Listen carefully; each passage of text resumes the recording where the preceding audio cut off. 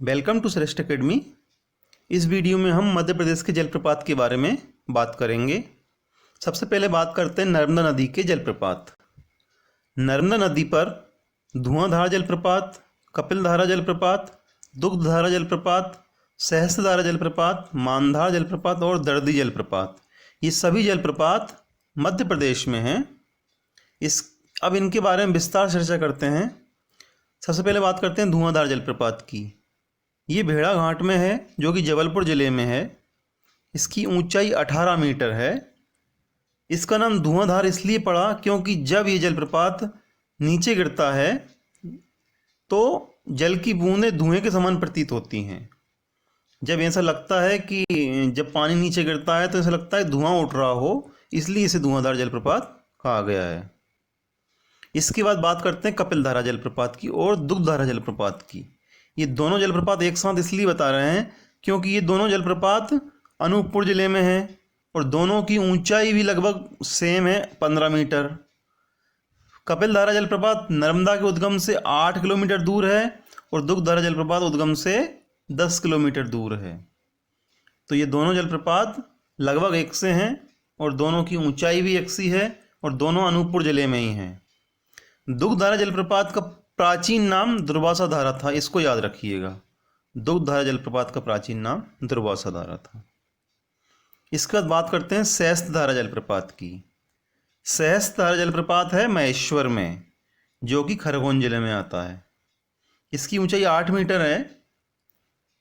इसके बाद मानधार जलप्रपात और दर्दी जलप्रपात, ये दोनों जलप्रपात ओंकारेश्वर में है, खंडवा जिले में, और इनकी ऊंचाई दोनों की 12 मीटर के आसपास है। मानधार और दर्दी ये दोनों भी समान से हैं। इसके बाद बात करते हैं चंबल नदी की जलप्रपात की। चंबल नदी पर मध्य प्रदेश में पाताल पानी, झाड़ीदार जलप्रपात है और हम चूली जलप्रपात की भी बात करेंगे। सबसे पहले बात करते हैं चूली जलप्रपात की। देखिए, परीक्षा में कई बार ये पूछा जाता है कि चूली जलप्रपात कहाँ है, लेकिन ये वास्तव में मध्य प्रदेश में नहीं है। ये जलप्रपात है राजस्थान में। ये राजस्थान के भैंसरोड़गढ़ में है, मध्य प्रदेश में नहीं है।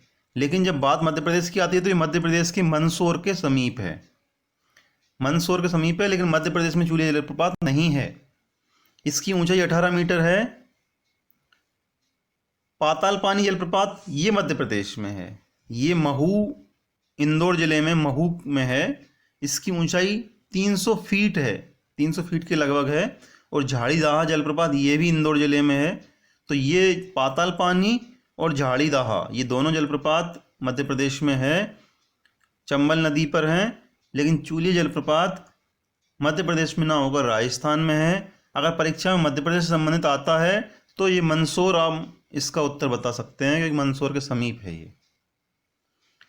अब बात करते हैं चचाई जलप्रपात की। चचाई जलप्रपात रीवा जिले की सिरमौर तहसील में वीहड़ नदी पर है। इसकी ऊंचाई 130 मीटर के लगभग है। अब कई बार ये कहा जाता है कि चचाई जलप्रपात मध्य प्रदेश का सबसे बड़ा जलप्रपात है, लेकिन ऐसा नहीं है। मध्य प्रदेश का सबसे बड़ा जलप्रपात है बहुटी जलप्रपात। बहुटी जलप्रपात ये भी रीवा जिले में है, मऊगंज तहसील में सेलर नदी पर है। बहुटी जलप्रपात सेलर नदी पर है। इसकी ऊंचाई 142 मीटर है, जबकि चचाई की 130 मीटर थी। तो चचाई दूसरे नंबर का है और बहुटी पहले नंबर का है। तो सबसे बड़ा जलप्रपात मध्य प्रदेश का वो है बहुटी जलप्रपात। ये मध्य प्रदेश का सबसे बड़ा जलप्रपात है। चचाई की 130 मीटर है, इसलिए वो दूसरे सबसे बड़ा जलप्रपात होगा। इसके बाद बात करते हैं केवटी की। इसको कहीं केवटी लिखा होता है, कहीं क्योटी लिखा होता है, ये एक ही है। ये जलप्रपात भी रीवा जिले में है। ये महाना नदी पर है, सिरमौर तहसील में ही। ये जो कि महाना नदी तमसा की नदी की सहायक नदी है। इसकी ऊंचाई 98 मीटर है। ये तीसरा सबसे बड़ा जलप्रपात है। तीनों रीवा जिले में है। मध्य प्रदेश सबसे बड़ा जलप्रपात रीवा जिले में है, पहला, दूसरा और तीसरा। तो ये तीसरे नंबर का है। अब बात करते हैं भालकुंड जलप्रपात की। भालकुंड जलप्रपात राहतगढ़ में है, जो कि सागर जिले में आता है।